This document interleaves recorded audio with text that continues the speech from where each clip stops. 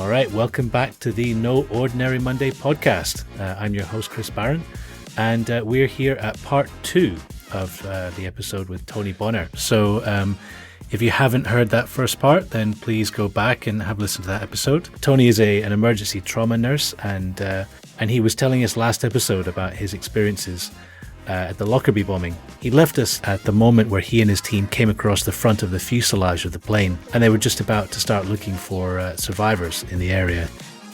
So let's jump straight back in and hear the rest of Tony's story.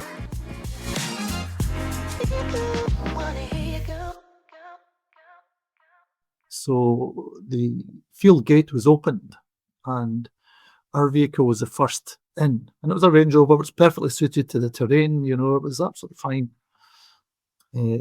Headlights on full beam as we turned into this field.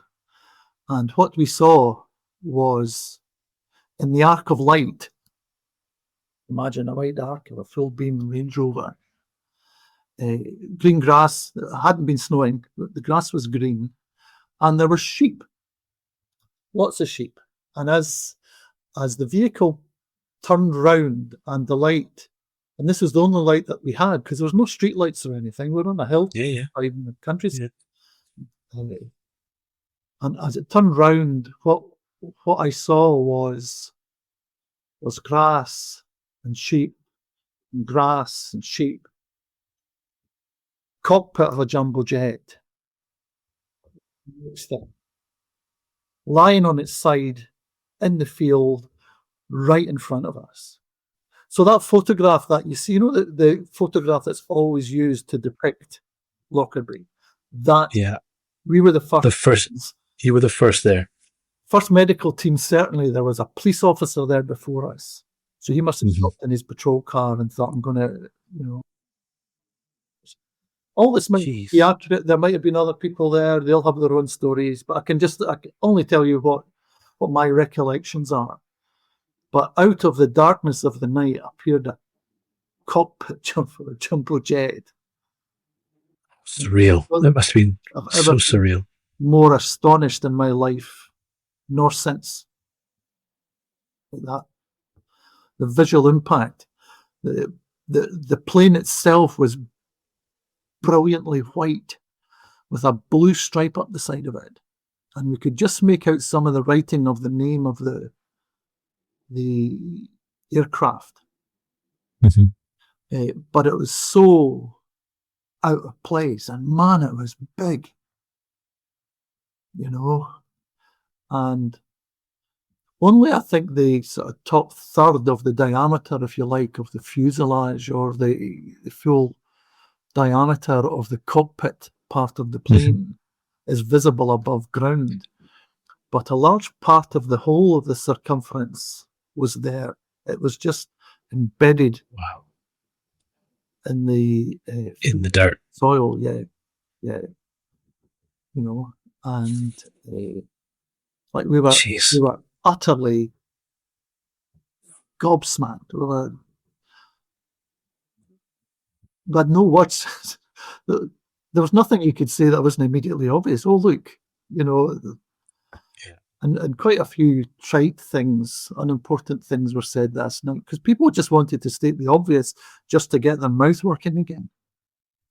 It was. So who was the first to say something? Was it Colin or you or? I can't remember. I remember that we quickly got out. So we were 2 doctors and 2 nurses. So we paired up, 1 doctor, 1 nurse. We had these really rubbish, wee bright orange plastic suitcases that held our airway management kit in one and intravenous fluids in the other, So we were carrying these cases. And we paired off. And jump in. Had you see any bodies at this point? Yes, there were bodies. Well, not in front of the cockpit, but it was immediately obvious to us that night that this plane had disintegrated in the air. Really different parts of it had landed in different places, and you didn't have to Yeah. be a genius to figure that out. Yeah.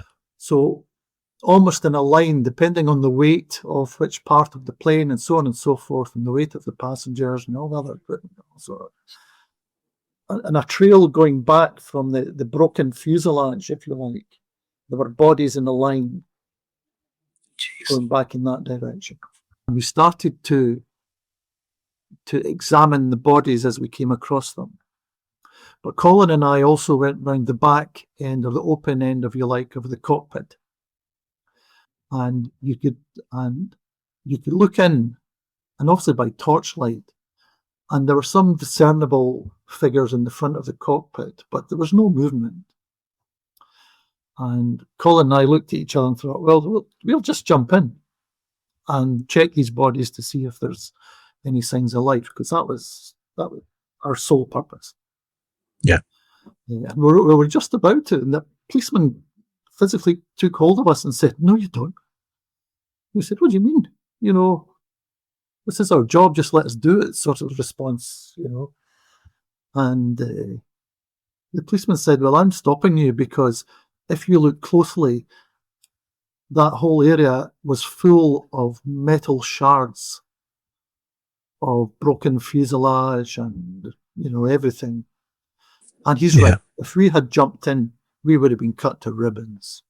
And we would have been casualties. And that would not help anybody. So it was... So you guys were trying to access the the remains of the fuselage by this point, and it was just a shred. It was just a cheese grater. It was a cheese grater. It would have been. Oh no! Jesus. And we felt bad because we didn't want to give anybody up. Yeah. Unless we had to. You know, so our instinct was to go and physically check. I think the pilot and co-pilot were still in their seats, although you couldn't really discern. And this is where my memory, it's not my memories playing tricks on me, it's blanked out wee bits. Yeah. And I can't give you a good description of the pilot or the co-pilot. There wasn't easily discernible shapes, you know, and it was dark. We had torches, you know, which was all a bit rubbish, but that's what it was like at the time. Jeez. And there was none left alive? You didn't find anyone? What we then did was we then started to check the bodies, which were almost in a line going back. I think there was one just a body or two just at the side of the broken open end of the cockpit, and there were bodies going further back into the field. So we checked those, and happily my memory doesn't afford me any detailed recollection of the faces of the people and stuff, and I'm not unhappy about that. I remember at the time thinking, this is where my memory kind of keeps around the edges of what I saw, that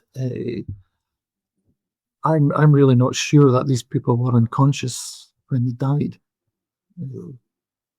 They would have become unconscious as the plane broke up, whether they had enough time to regain consciousness as they fell through the air. I would be persuaded that some of them maybe did. And that's a very unhappy thought. But they wouldn't have seen what was happening to them because they wouldn't have seen the ground or anything else. But it was, you know, pitch black. Yeah, terrible experience, I'm sure. When the bodies landed, they bounced. So beside each body, there was a perfect imprint in soil. Wow. Almost like something out of Pompeii, you know? Really? Like a shape, an identical shape to the body beside it. I didn't expect that.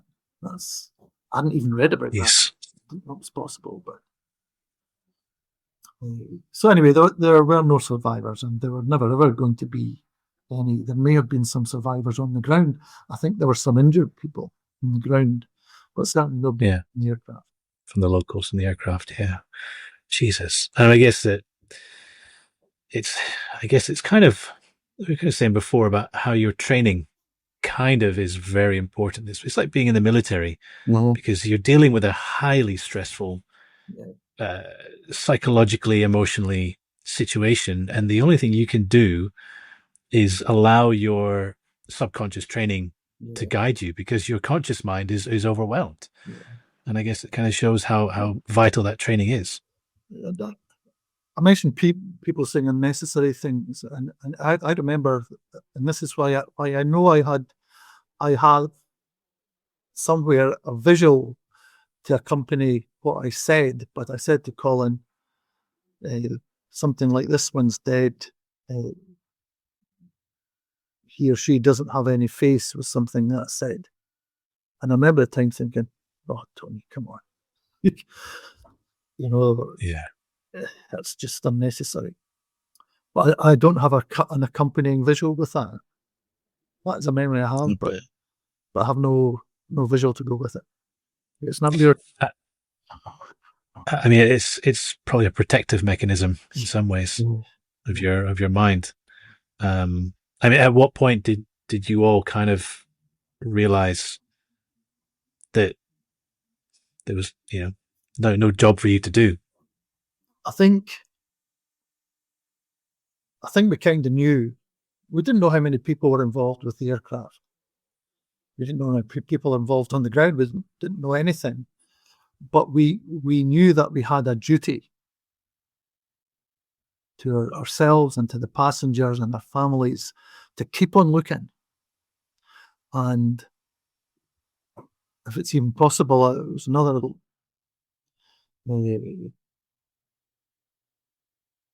someone said, "Well, there's bodies in the next field."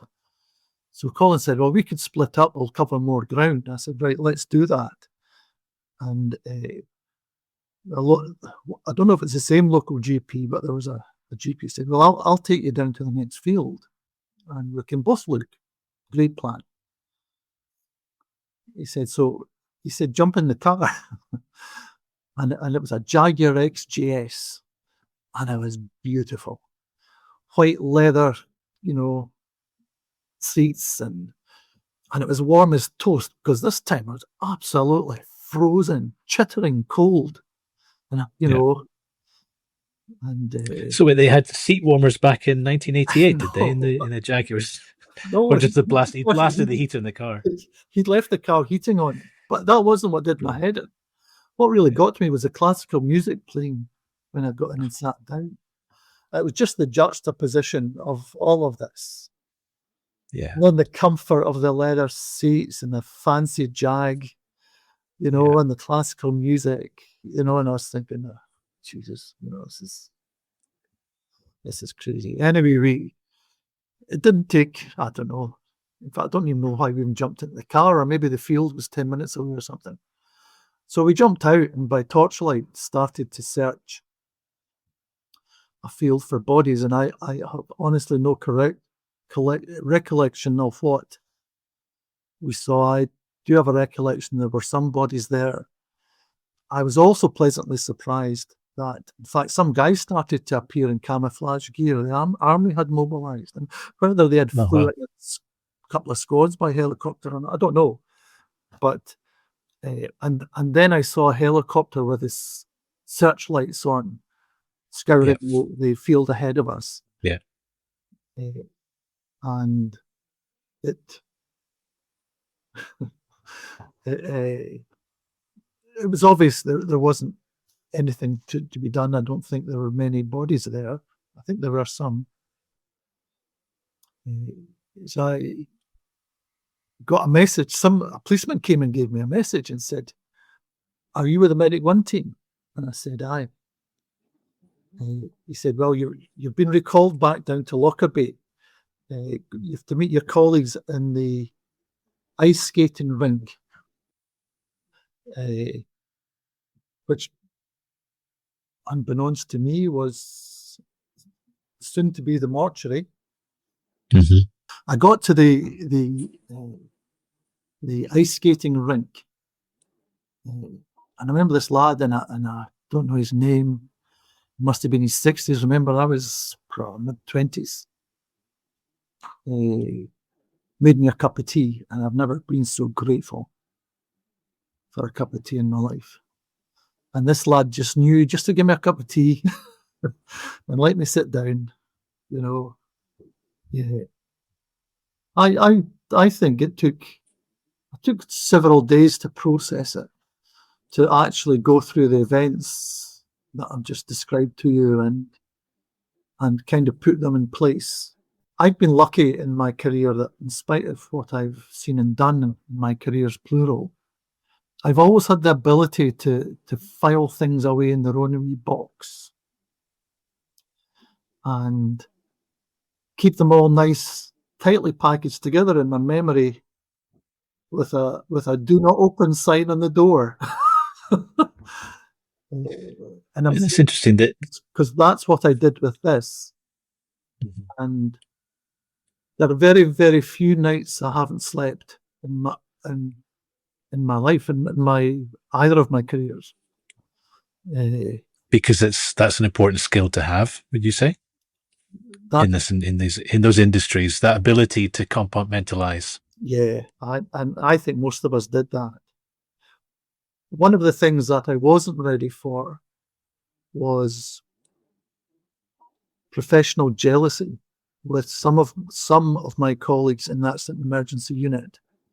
Missed the big one, and they were a bit resentful about it. And I absolutely understand that and forgive them that, because it's the one thing you hope for when you specialize in trauma, that you get tested.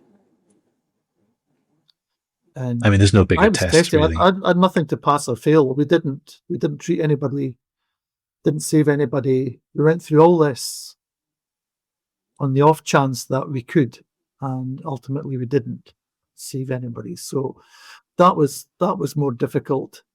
Colleagues being jealous of us. I remember the following day, one of my colleagues wanted, "What did you see? Like, was there lots of dead bodies and this kind of stuff?" I said, "Well, I don't really want to talk about it just now." And she said, "No, for goodness sake, Tony, it was yesterday." Wow. And I wasn't grateful for that either. But it's interesting. You said to me before that you haven't really told this story in great detail before. No. Is that, I mean, we kind of talked about a little bit. You just mentioned the fact that it's all been labeled, stored away, do not open. Is that partly the reason, do you think, why? Yes, I think it's for a while afterwards, people wanted to speak to me because they had a salacious interest in it. And I didn't want any part of that. The important part of this is trying to respect the dignity of those. I got upset the next morning, having finally gotten home and given Irene her second best bunch of flowers to simply care home by this time. I had a radio alarm used to wake me up with the news. And the first thing I heard were the tears and the anguish of people waiting in New York for the flight.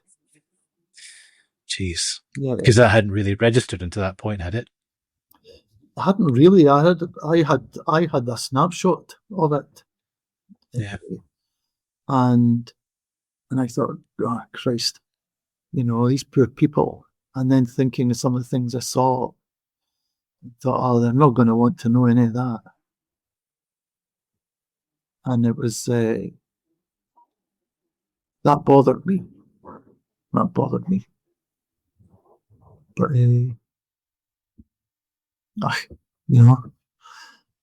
but by the time the next day came, it was almost like it had been a bad dream. Yeah.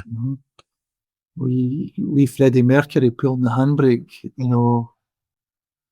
the exchange of official information in two fast-moving vehicles, then the burning houses, and it just all seemed. I'd seen some stuff by this time, but nothing like that. What was interesting that there was a camaraderie came out of it. Yeah. Between those of us who went,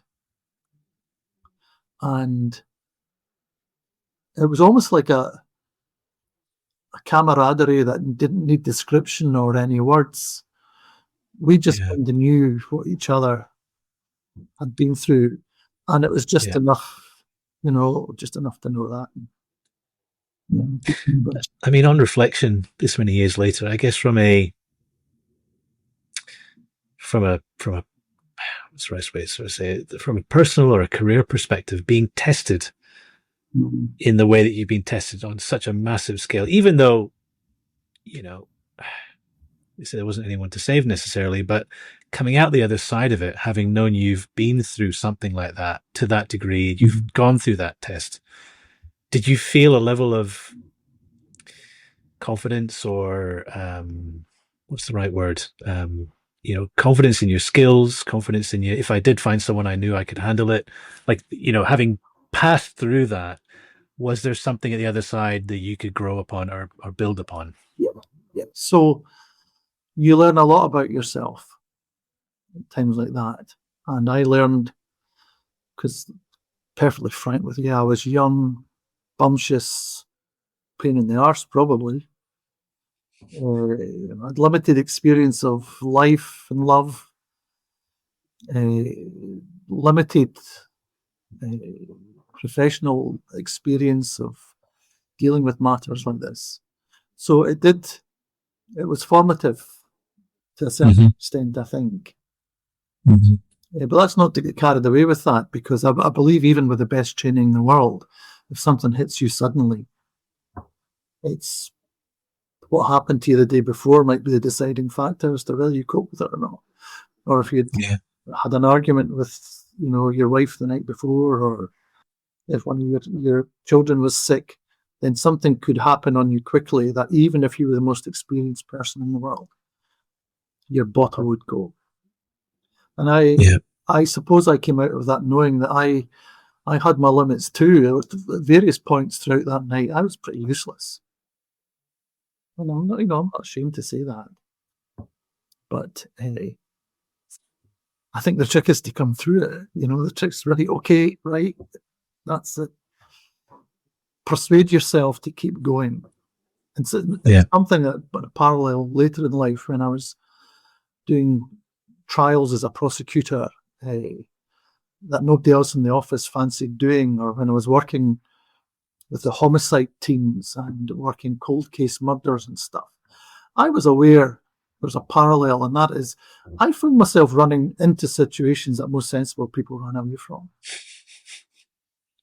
But you mentioned there, you took skills from that test that you took forward into your next career, but the first question I wanted to ask is, why did you feel like you needed another career? A lot of people, they do a career and that's the job that they do for a long time. It takes a lot of bravery and commitment, confidence, and it can be a sacrifice and a gamble to change your careers so far into it. You were what age were you when you made that decision? I started studying law when I was 36. I had always wanted to be a lawyer, actually, although I didn't know that much about it. My Uncle Murdo was a lawyer, and he was a cool guy. Probably not more sophisticated than that, but I was terrible at school. I mean, for reasons previously discussed. I didn't know whether I needed a shite or a haircut, when I was 18. No, I had no idea how to go about forming my life. I was a terrible student, and I couldn't study. And so my exam results were average. I think I escaped school with so many O grades and I think 4 hires,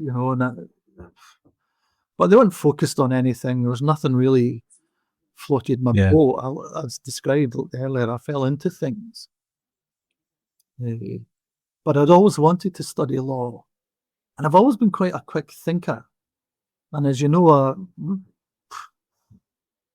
can usually talk my way out of trouble. We won't go into that here. Yes. So I could always argue, and friends used to complain that I'd always seemed to end up winning arguments that they knew that I knew were wrong. So I don't know, maybe I've had an inquisitive mind, maybe it's something I did fancy or was terrible at school. Fell into a career. It took me until I was about 34 to start to get out of that. I applied to study law, more in hope than expectation. I thought, well, if I don't, I'm never going to know. And if I don't get accepted, then I don't have to worry about it. You know, it's having a decent career up to that point as well. Mm-hmm. So I applied to Edinburgh, Glasgow, Aberdeen and Dundee universities to study law. And I got accepted for all four. So I went to Edinburgh University at the bright old age of 36.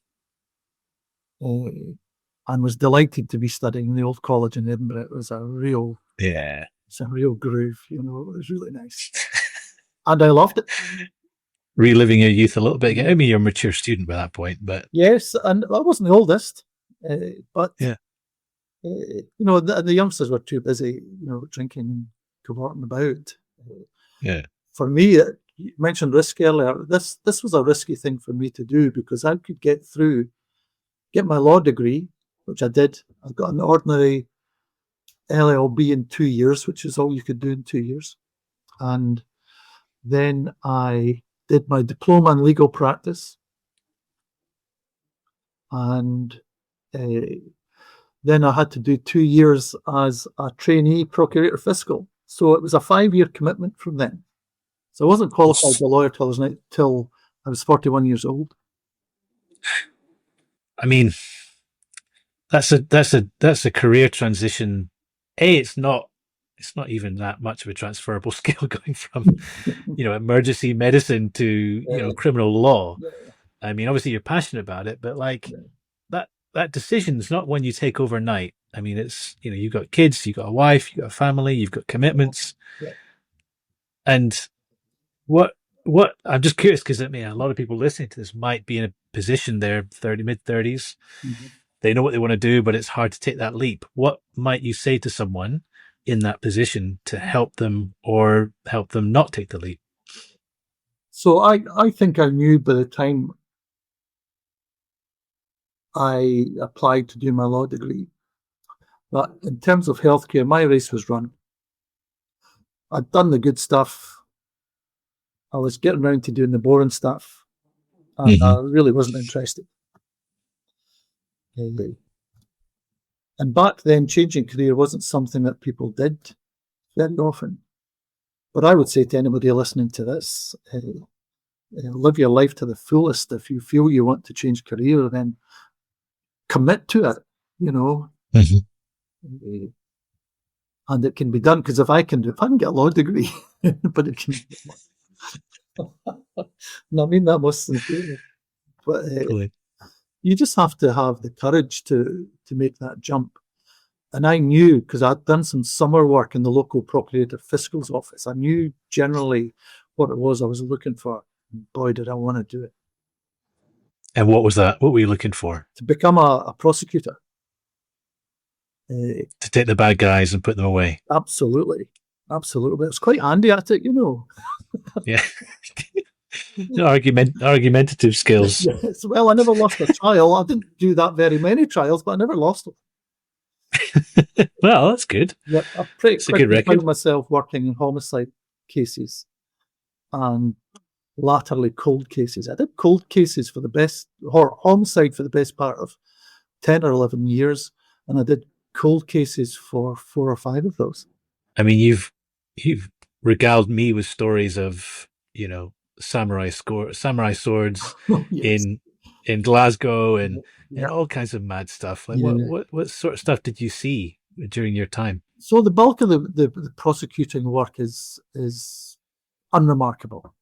It's minor assaults, thefts, you know, drink drivers, what else, you know, lots of ordinary stuff.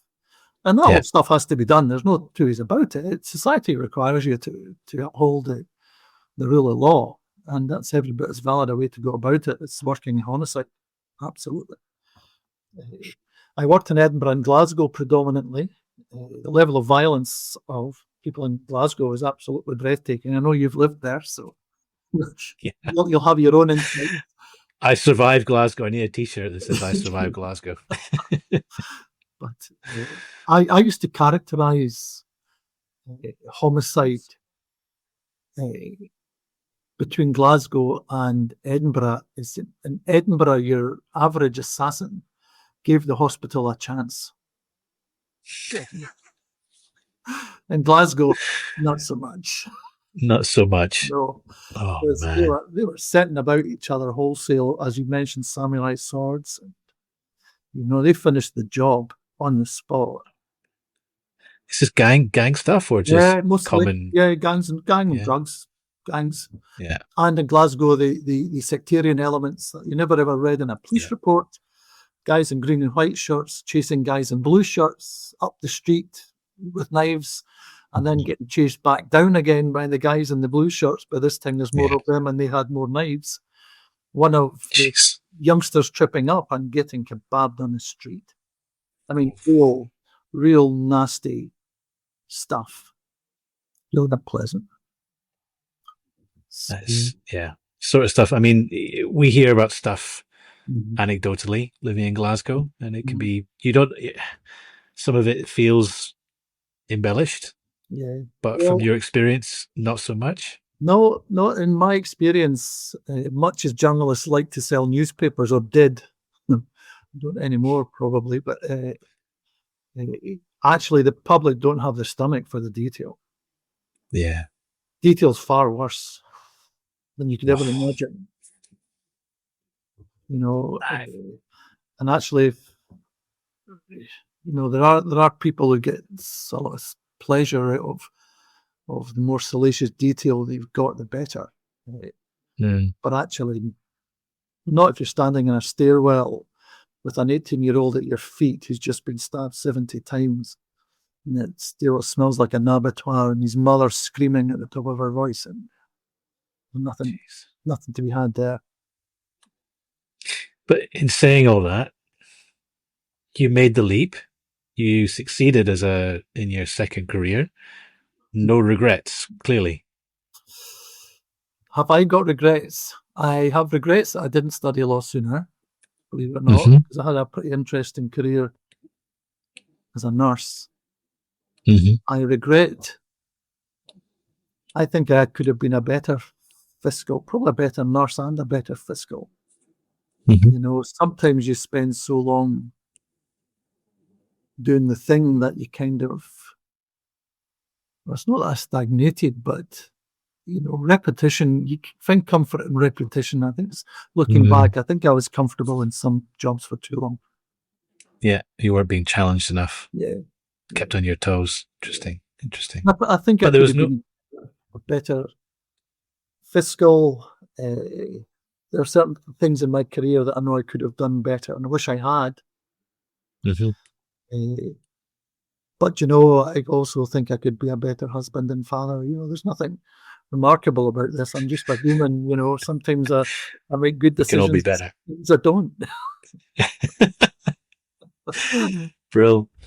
Well, let's just bring us on to the final part here. Just it kind of is I guess a look back. I mean, you look back at your career. You kind of just said it there. I mean, you feel regret, but you must feel other things as well when you look back on your I feel great. Pride. Huge gratitude to Irene and the kids for supporting me through it.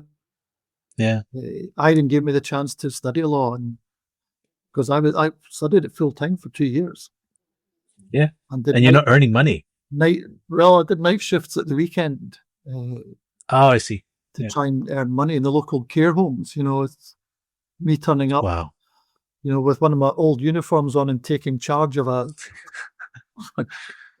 care home for a night. Wow. Anyway, so gratitude. I wish I'd done better. Sometimes, I mean, if you're able to talk to yourself as a young man at the age of 17, you would have said, "Be a lawyer." No, I would say it doesn't matter what you want to do, but commit to it and be the best at it. that you can. Yeah. My dad was a car mechanic, and whilst he never made very much money, he was a hard-working guy. He was a great car mechanic. He used to work on racing cars and stuff, and people used to come to him from far and wide because my dad could fix cars. Yeah. And he loved it. And he said to me, it's an old adage, and I know lots of people say this, but my father did say this to me. He said, if you find what you love doing in life, then do it, because you'll never do a day's work in your life. Mm-hmm. And that's how he saw it. He's given me a car to fix. He was in heaven. And there were times in my nursing career and times as a physical where I thought, this is great. You know, this is great. This is what I want to do. You know? Yeah. So it doesn't matter what you decide to do, commit to it. And work hard. Work hard. Nobody ever had a satisfying career being half-hearted. Maybe they would say they did, but I don't believe that. I've always had the adage in my mind that's nothing worth having ever comes easy. Yeah. Yeah. Like, that's quite true as well. Yeah. I mean, one of the things I kind of like, it's a bit tricky with you a little bit, but I want you to try and imagine an auditorium filled with prospective people for jobs. You know, they could be 14-year-olds, you know, trying to find their interests and their passions, you know, high school leavers, university graduates, people in their 30s, whatever. Mm-hmm. Try and pitch your jobs to them one at a time, if you don't mind, because usually it would just be one job, but because you've had two careers, I'm going to ask you to do it twice. So imagine you stand up and you've got a minute, maybe less than a minute, as long as you want, to say, this is why you should do this job, or this is why you shouldn't do this job, or whatever you think. Well, I suppose I would say, can you imagine a life where you wake up in the morning and you pull on a uniform and it associates you with the best of people, and you spend the day making a difference to other people's lives, that you could have a lot of fun, a lot of laughs in the process, be scared and challenged, yes, but by the time you get home and take your uniform off, you think that was a day. And nursing, especially trauma nursing, gives you that.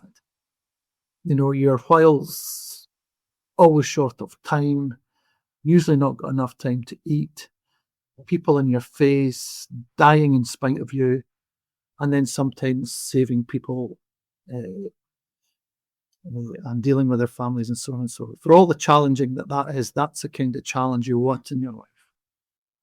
And if that's for you, I would say become a trauma nurse, because it's a hell of a ride. It's an understatement in your case, I think. Hell of a ride. And what about criminal law? Oh, sorry. Go ahead. My life as a prosecutor, and I'm quite proud of this, you'll be able to tell my voice. I worked on a notorious cold case in Edinburgh where two young girls were murdered by two guys. It became known as the World's End Murders. Look up, it's fascinating. That's another one you can watch endless programs on, by the way, if you've got nothing to do with your time. So I worked on that for a year. We got a guy called Sinclair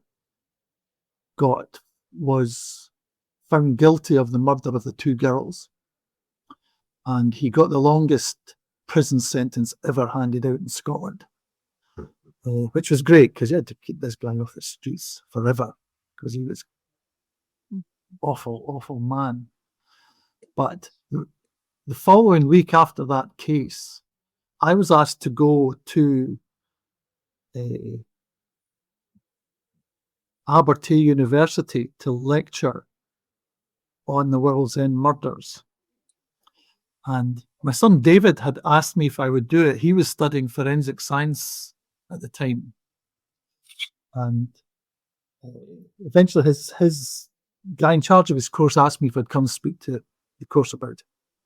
I said, fine. So I got permission to use all the graphics, from the presentation of the trial. And I said, I'll do that. Thinking this will be a bit of a blast. I'll go out for a pint with David afterwards. It'll be time well spent. What I didn't know when I turned up is there was 200 people in the main lecture theatre in the university, including the rector and all the various other professors and stuff. And me. And I had the absolute privilege of lecturing my son on what I did in what was a notorious case at the time. He still bears the reading. Wow. And I talked non-stop. This will come as no surprise to you. I talked non-stop for 2.5 hours. Jeez. And they didn't mind, presumably. So if I would say to anybody wanting to become a prosecutor, be sure it's what you want. And when you get there, don't hold back.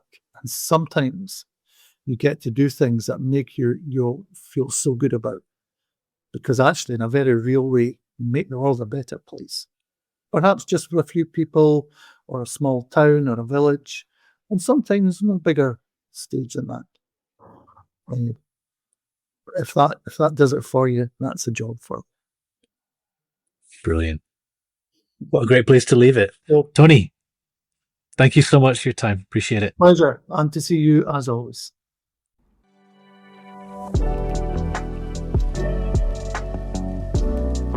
Okay, that is it for Tony's incredible story. Thank you so much for listening, guys.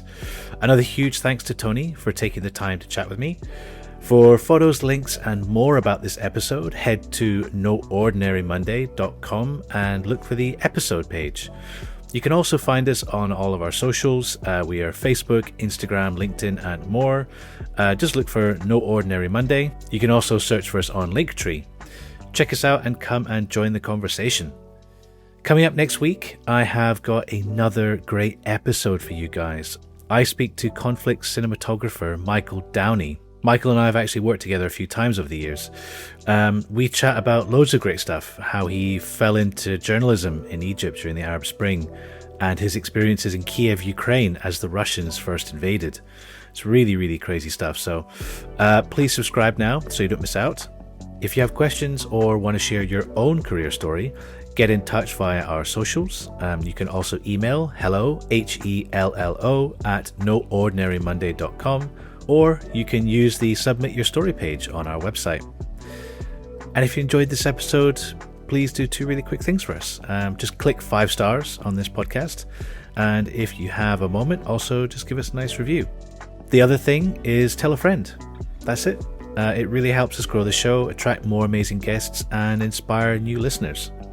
This episode was produced, hosted, and edited by me, Chris Barron. Thank you all for listening, and have a great Monday, everyone.